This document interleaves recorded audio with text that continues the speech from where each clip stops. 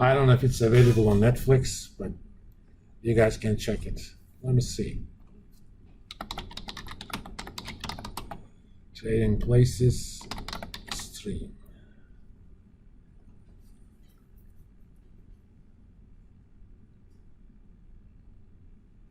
I guess it's on Tubi. Apparently it's on Amazon Prime as well. Anyway. So what's going to happen? Or what should have happened? US dollar should be losing its value. The trouble is, just like in the gold standard under Bretton Woods, US dollar is fixed against gold. That means, for essential purposes, US dollar is a lot more expensive than it should be. So that creates kind of a pressure on the currency. When you keep putting pressure on a fixed system, what happens? I mean, there's a certain capacity to increase that pressure, but after a while, it's going to implode. Think about subs. They can handle pressure up to a certain point. You can have a sub at 500 feet of water, send it down 2 miles. The standard military subs, they won't be able to handle it. So they're going to basically die under pressure. That's pretty much what happened to US dollar. Let's find out. This is generally true for many economic data. Federal Reserve Bank of St. Louis keeps an economic database. It's called FRED, short for Federal Reserve Economic Data. If you search for FRED St. Louis,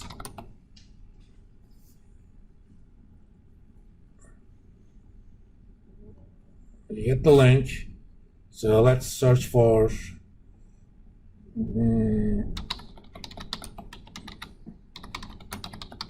current account deficits.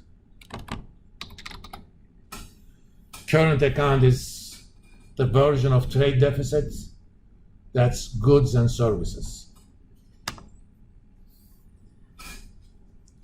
Let's see.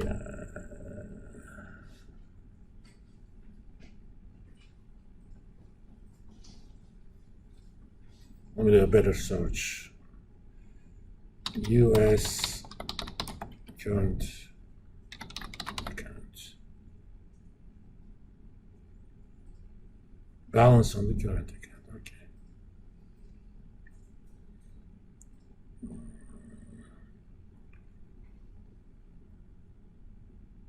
This is quarterly stuff. So.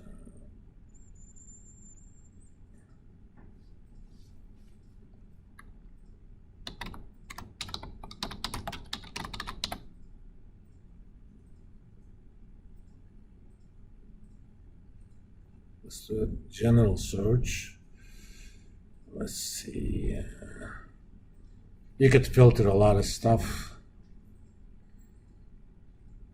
Current account.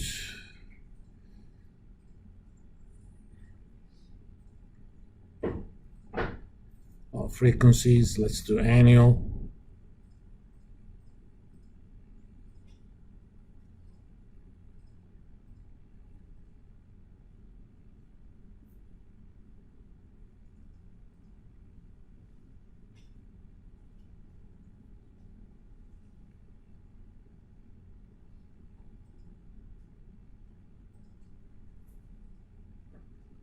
Okay, here's a discontinued version, but it goes back all the way to 1960.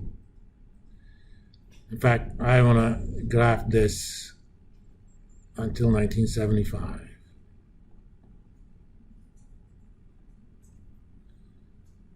All right.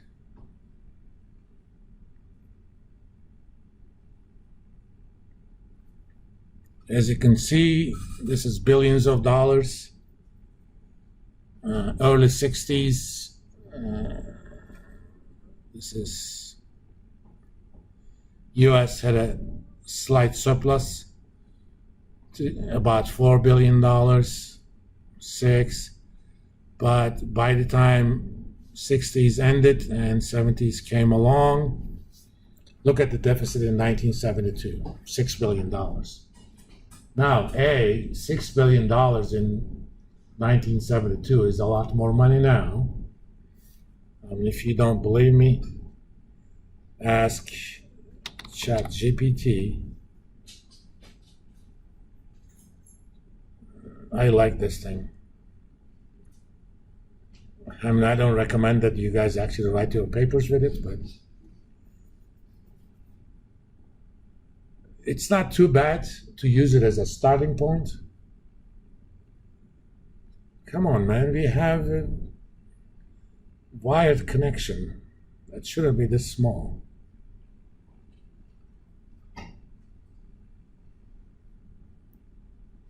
This slow.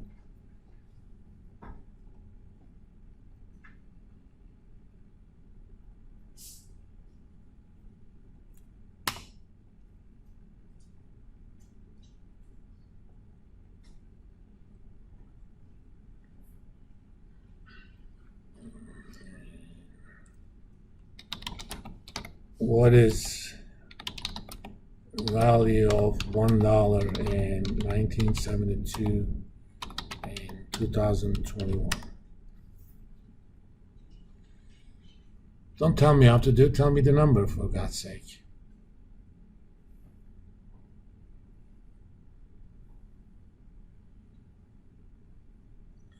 So it's about 6.5. So $6 billion in 1972 is close to $40 billion now.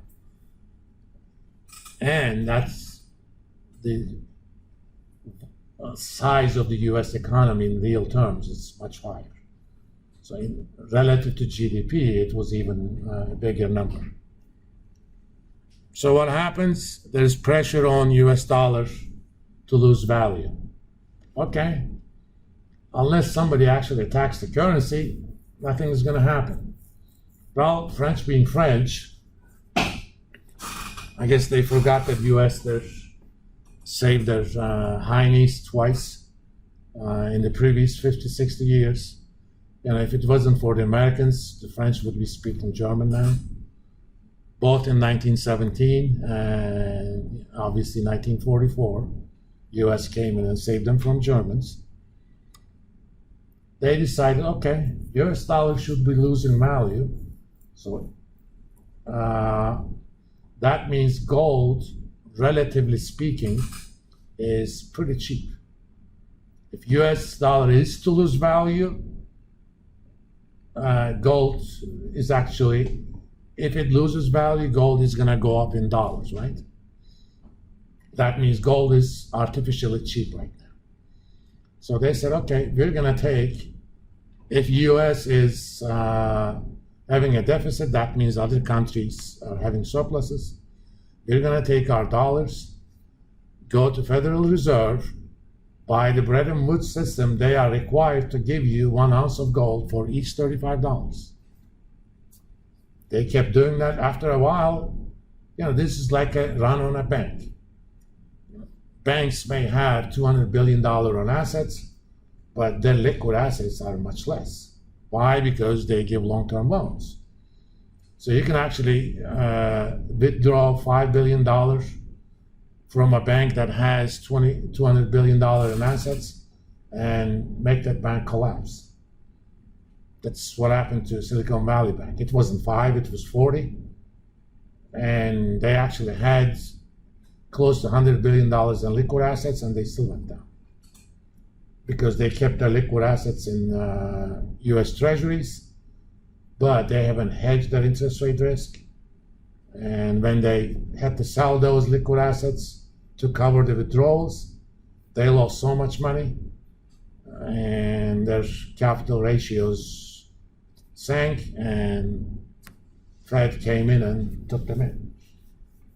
I mean, it was a bank that was making a lot of money, and it went down.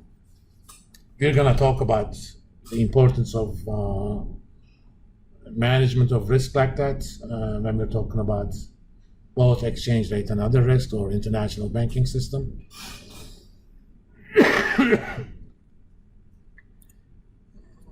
So there's only so much gold reserves, okay?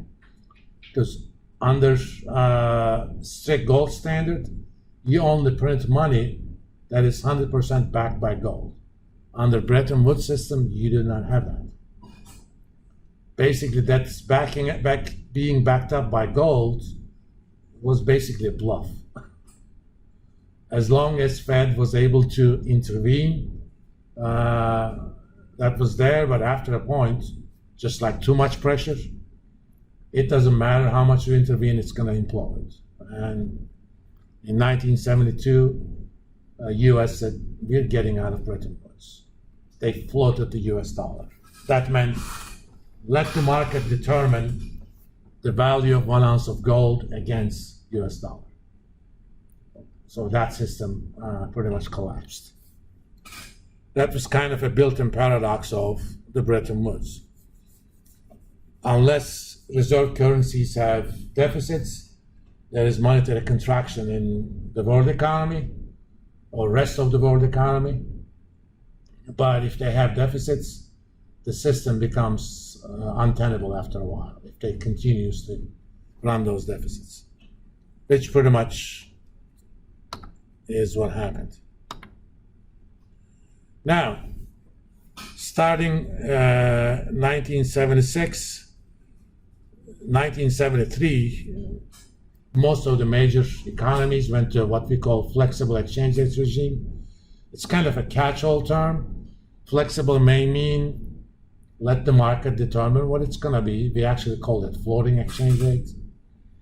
Or sometimes you allow that exchange rate to move freely within a band. So it's flexible. It's kind of a catch-all term that captures a few different regimes. But most of the IMF members, they got together in 1976 in Jamaica. These meetings are always done in nice places.